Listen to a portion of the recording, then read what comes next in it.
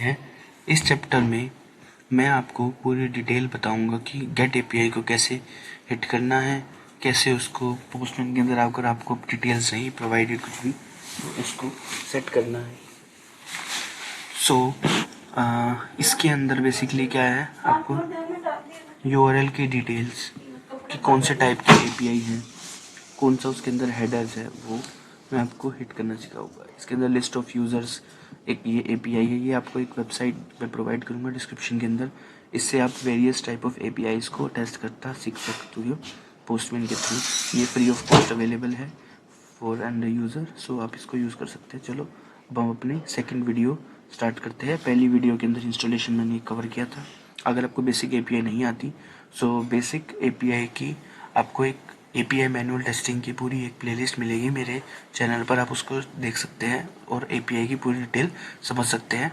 तो चलो अब सेकंड चैप्टर स्टार्ट करते हैं।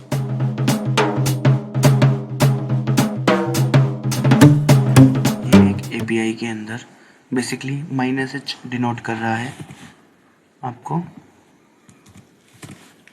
-h डिनोट कर रहा है हेडर्स को, जो ये सपोर्ट करेगा। ये एक हेडर है, ये हम वैल्यू प्रोवाइड करेंगे किस टाइप की एपीआई है, और ये इसका यूआरएल है जो हम उसके अंदर हिट करने में यूज़ करेंगे एपीआई के अंदर। ये पूरी डिटेल एक ये क्या कर रहा है बेसिकली, इसमें लिखा हुआ है लिस्ट ऑफ यूज़र, जितने भी यूज़र इसको गो रेस्ट एपीआई को यूज़ करें उसकी डिटेल्स बताएगा बस। बेसिकली ये एक एपीआई एक गेट एपीआई है, जो आपको बॉडी की प्रोवाइडिंग नहीं ज़रूरत होगी, इसलिए इसके साथ कोई बॉडी प्रोवाइड नहीं की गई है, जैसे इसमें आपको बॉडी प्रोवाइड की गई है। चलो अब इस वाले एपीआई को पोस्टमैन के थ्रू ओमिट करते हैं। मान लो एक नया कलेक्शन बनाता हूँ मैं। अब आपको यहाँ पे HTTP रिक्वेस्ट कलेक्शन क्रिएट करना, जो भी आपको करना है। जैसे मैं एक नया कलेक्शन बनाता हूँ, इस कलेक्शन का नाम चेंज करते हैं और इसका नाम डालते हैं एपीआई लर्निंग। इसका नाम हम एपीआई लर्निंग डाल देते हैं और इसको हम इनिशिएट करते हैं। एपीआई लर्निंग के अंदर भी कोई रिक्वेस्ट नहीं, हम इसके अंदर एक रिक्वेस्ट ऐड करेंगे। ये आपको कुछ भी आप उसका अगर नाम डालना, जैसे एक लिस्ट ऑफ यूज़र्स है तो मैं इसी को यही नाम से डिनोट कर देता हूँ एपीआई।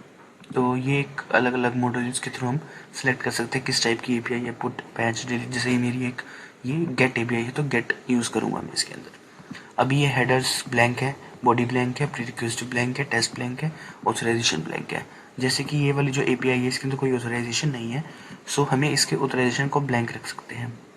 अब हेडर्स सब इसके अंदर प्रोवाइडेड थे हमारे पास, जो कि ये वाले हैं। ये इसकी वैल्यू वो एट्रीब्यूट होता है, ये इसकी वैल्यू होती है। सो हम इसके एट्रीब्यूट को कॉपी करेंगे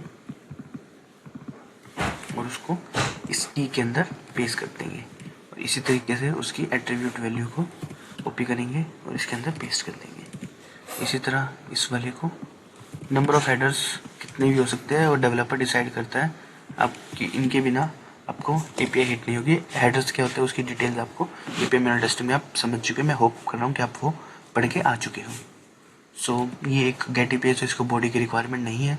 इसकी यूआरएल होगा जो कि ये है, मिट करेंगे। ये इसका अब आपका करेक्ट एपीआई तैयार हो चुकी है। अब जब आप इसको सेव करोगे तो वो येलो ऑरेंज मार्क हट जाएगा और आप इसको हिट कर पाओगे इजीली।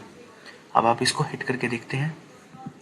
जैसे ही आप इसको हिट करोगे आपको 200 रिजल्ट मिलेगा, जिसके अंदर लिस्ट ऑफ यूजर्स की डिटेल होगी। ये पूरी ये आपको पूरी डिटेल्स दे रहा है जो इसके अंदर एग्जिस्ट करती हैं। अब मान लो फॉर एग्जांपल मैं इसके साथ साथ आपको ऑटोमेशन का बेसिक भी बताऊंगा जो हम यूज़ करने वाले हैं। अभी इसका टेस्ट रिजल्ट कोई भी नहीं है हमें, क्योंकि अभी टेस्ट को ब्लैंक रखा है। जब हम टेस्ट को कुछ वैल्यू प्रोवाइड करेंगे तब हमारा टेस्ट रिजल्ट भी आएगा, जिसको बोलते हैं हम पोस्टमैन की जेएस स्क्रिप्ट के थ्रू। इसको जावा स्क्रिप्ट के थ्रू हम ऑटोमेशन करेंगे इसकी, और इसके टेस्ट रिजल्ट को वेरीफाई करेंगे। तो इस फॉर्म में हम अपनी गेट एपीआई को हिट कर सकते हैं।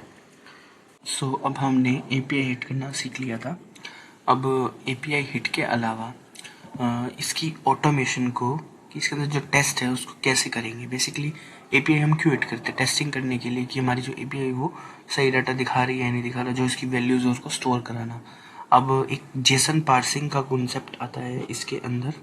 सो जेसन पार्सिंग की कंप्लीट वीडियो कैसे वेरिएबल को स्टोर करना है, कैसे टेस्ट कराना है, वो मैंने API मैनुअल टेस्टिंग की वीडियो के अंदर एक कवर कर रखा है। आपकी उसकी वीडियो की डिस्क्रिप्शन और उसकी लिंक मैं इसी वीडियो के अंदर डिस्क्रिप्शन के अंदर मैं शेयर कर दूंगा। सो बेसिकली दो वेबसाइट, एक वेबसाइट और एक आपको यूट्यूब की लिंक जिसके अंदर जेसन पार्सिंग होती है, उसकी डिटेल्स मिल जाएगी आपको। सो अब मैं अब आपको टेस्ट के अंदर क्या टेस्टिंग करनी होती है उसको थोड़ा डिटेल में बताऊंगा, जो आप अपनी APIs के दौरान आप इंटरव्यूज़ में और आप रियल लाइफ सिनेरियोज में वर्क करोगे ऑटोमेट करते वक्त, और इस फॉर्म में अलग अलग कलेक्शंस बनाओगे। So basically these are the snippets. ये स्निपेट्स है जो यूज़ किया जाता है। इनके ऊपर क्लिक करने से ऑटोमेटिकली इस फॉर्म में टेस्ट के अंदर डिटेल्स लिखी जा सकती है, और ये ग्लोबल वेरिएबल क्रिएट करने को गेट करने का, एनवायरनमेंट वेरिएबल को गेट करने का, ग्लोबली किसी वैल्यू को सेट करना, ये सब आपके साथ इसके साथ प्रोवाइडेड है कि हमारा जो स्टेटस कोड है वो 200 आया है नहीं आया। स्टेटस कोड क्या होते हैं उनको आप यूट्यूब से पढ़ सकते हो। मैंने थोड़ा ब्रीफली आपको स्टेटस कोड को याद करने के लिए बताया था। सो ये है। अब इसके दौरान हम, और जो मेन यूजेस है इनका यही है कि वेरिएबल को स्टोर करना, स्टेटस को हेल्प कराना। सो बेसिकली अब हम अपना स्टार्ट करते हैं। बेसिकली क्या होता है, हमारा एक PM नाम का रेफरेंस वेरिएबल होता है जो पोस्टपिन को कॉल करवाने में हेल्प कराता है किसी फंक्शन के अंदर। अगर आपने साइप्रस एक टूल है UI ऑटोमेशन का, उस पर कभी सुना है तो उसके अंदर CY होता है। इसी तरह पोस्टमैन के साथ प्रीडिफाइंड एक PM वेरिएबल होता है जिसके थ्रू हम कोई भी फंक्शंस को कॉल करते हैं। सो pm.response.json ये एक फंक्शन होता है। इससे क्या कि जो आपका रिस्पॉन्स है उसको फेच करके निकालता है। अब इस रिस्पॉन्स को, पूरे रिस्पॉन्स को हमें नहीं होता, हमें जो मेन चीज़ होती है वहाँ डराइव करनी होती है, वहाँ तक पहुँचना होता है। तो मैं एक वेरिएबल के अंदर इस पूरे रिस्पॉन्स को स्टोर करा लूँगा। जैसे ही वेरिएबल के अंदर स्टोर कराओगे, सो आप जैसे सबसे पहले एक वेरिएबल को हमें स्टेटस कोड क्या है API का वो चेक कराते हैं। तो स्टेटस कोड का हमने स्निपेट को यूज़ किया तो ऑटोमेटिकली उसने ये कोड लिख दिया। अब मान लो अगर आपकी कोई API गेट API या पोस्ट API 200 की बजाय कुछ और स्टेटस कोड बताती है, तो अब इसके ये वेरिएबल्स है और ये स्ट्रिंग है जो डिस्प्ले होती है after hitting the API in a test results. So इसको आप चेंज कर सकते हो अगर आप कुछ और अपने अकॉर्डिंगली वेरीफाई कराना चाहते हो, कि जैसे ये जो लिस्ट यूज़र API आपका स्टेटस कोड 200 प्रोवाइड करेगा। ये एक आपको हो गया, ये 200 से 200 जब मैच करेगा जो रिस्पॉन्स के दौरान है, अगर वो मैच करता है तो ठीक, नहीं तो फिर ये एरर हिट करेगा आपको। इस रिजल्ट में रेड से हाईलाइट हो जाएगा, नहीं तो फिर ये ग्रीन से हाईलाइट होगा। और अब जैसे कि आपका एक PM डॉट टेस्ट फंक्शन, उसके अंदर मैंने थोड़ा एक्सप्लेन किया है। टेस्ट फंक्शन के अंदर अब क्या कर रहे हैं, बेसिकली हम ID को सेट करवा रहे हैं। मैं आपको एक बार ये API हिट करके दिखाता हूँ। इस API के अंदर अभी फ़िलहाल कोई भी वैल्यू उसके अंदर नहीं डाली है, तो उसको टेस्ट करें, इसलिए वो पास दिखा रहा है। अब जैसे हमारे पास ये पूरा रिस्पॉन्स है इसका। अब इस API के अंदर बहुत सारे ऑब्जेक्ट्स हैं, मल्टीपल ऑब्जेक्ट्स हैं।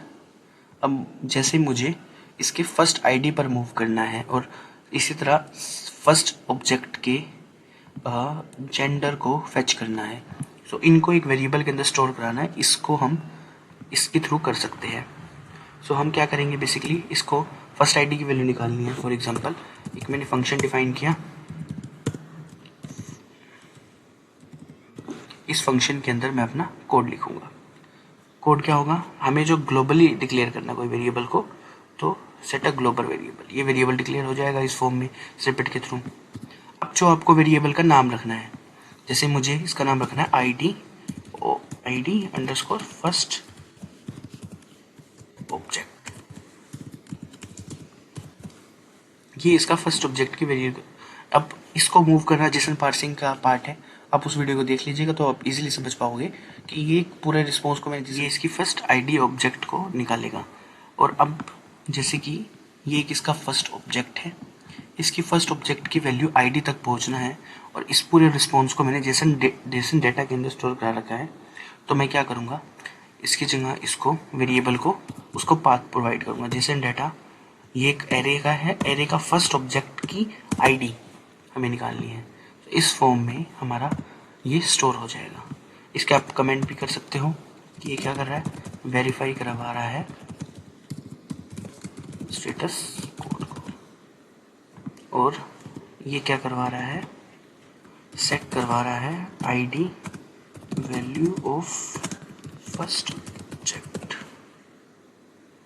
यस, अब जब आप इसको एपीआई को हिट करोगे तो आप देखोगे टेस्ट रिजल्ट दोनों ट्रू हो गए, पास हो गए हैं, और आपका जो वेरिएबल आपने इनिशिएट किया था आईडी फर्स्ट ऑब्जेक्ट, उसके अंदर जो आपकी बॉडी का फर्स्ट ऑब्जेक्ट की आईडी है 2707, वो आपको यहाँ पर दिखाई देगी एज अ ग्लोबल वेरिएबल। इस फॉर्म में हम वेरिएबल को स्टोर कर सकते हैं, और अपने अगर मेरे को कहीं और यूज़ करना है वो मैं अगली वीडियो में आपको समझाऊंगा। अभी तक आपको स्टोरेज आ गया है। सो इस वीडियो में आपको गेट एपीआई को हिट करना, कैसे वेरिएबल को स्टोर करना, हेडर्स कैसे इंक्लूड करना है वो आ गया, न्यू एपीआई क्रिएट करना, न्यू कलेक्शन क्रिएट करना, और कंटेंट टाइप्स के वैल्यूज़ को प्रोवाइड करना, ये सब आपको आ गया है। सो मिलते हैं अब नेक्स्ट वीडियो में। थैंक यू, और इस चैनल को सब्सक्राइब कर सकते हो अगर आपको मेरी वीडियो पसंद आ रही है। Thank you so much.